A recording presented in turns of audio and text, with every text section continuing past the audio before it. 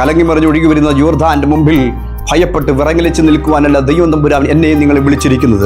അതിന്റെ മുമ്പിൽ പട്ടക്കം ചുമക്കുന്ന പുരോഹിതന്മാർ ഉള്ളംകാൽ ചവിട്ടിയപ്പോൾ ഈ യോർദാൻ രണ്ടായി വിഭജിച്ചതുപോലെ ചില പ്രശ്നങ്ങൾ നമ്മുടെ ജീവിതത്തിൽ കടന്നു വരുമ്പോൾ ഭയപ്പെട്ട് മാറി നിൽക്കുവാനല്ല. ഇന്ന് പകലക്കാലം ഈ ദൂത് കേൾക്കുന്ന ദൈവത്തോട് ഞാൻ പറയട്ടെ, ഏത് പ്രശ്നമാകട്ടെ, പ്രതിസന്ധിയാകട്ടെ, ഒറ്റപ്പെടുത്തലാകട്ടെ, തിരസ്കരണമാകട്ടെ, ജീവിതത്തിൽ നിന്നെ അഭിമുഖീകരിച്ചുകൊണ്ടിരിക്കുന്ന പ്രശ്നങ്ങളുടെ നടുവിൽ ഇന്ന് പകലക്കാലം പട്ടക്കം ചുമക്കുന്ന പുരോഹിതന്മാർ ഉള്ളംകാൽ ചവിട്ടിയതുപോലെ ചില പ്രശ്നങ്ങളെ ദൈവം തമ്പുരാൻ മാറ്റാൻ പോകുകയാണ്.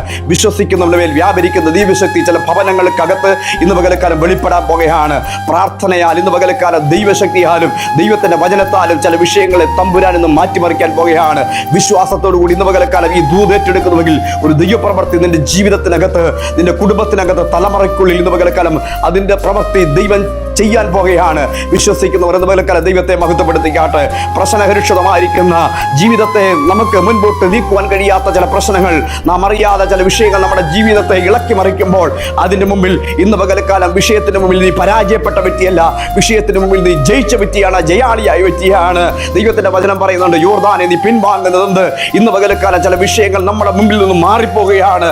നാം തനിയെ മാറ്റുന്നതല്ല, നമ്മുടെ കഴിവ് കൊണ്ടല്ല, നമ്മുടെ ശക്തി കൊണ്ടല്ല, നമ്മുടെ പണപ്പെരുപ്പം കൊണ്ടല്ല, പരിശുദ്ധാത്മാവിന്റെ അഭിഷേകം കൊണ്ട് ചില വിഷയങ്ങൾ നമ്മളിൽ നിന്ന് മാറിപ്പോകാൻ പോകുകയാണ്. ഇതുപോലെ വിശ്വസത്തോടെ നാം ആ വിഷയത്തിന്റെ മുമ്പിൽ നിന്ന് കർത്താവിനെ മഹത്വപ്പെടുത്തുന്നുവെങ്കിൽ ദൈവം തമ്പുരാൻ ചില വിഷയത്തിന് മുമ്പിൽ പരിഹാരം വരുത്തുകയാണ്, വിശ്വാസത്താൽ സംഭവിക്കുകയാണ്. ഇന്ന് പകൽ കർത്താവ് നമ്മെ സഹായിക്കുമാറാകും.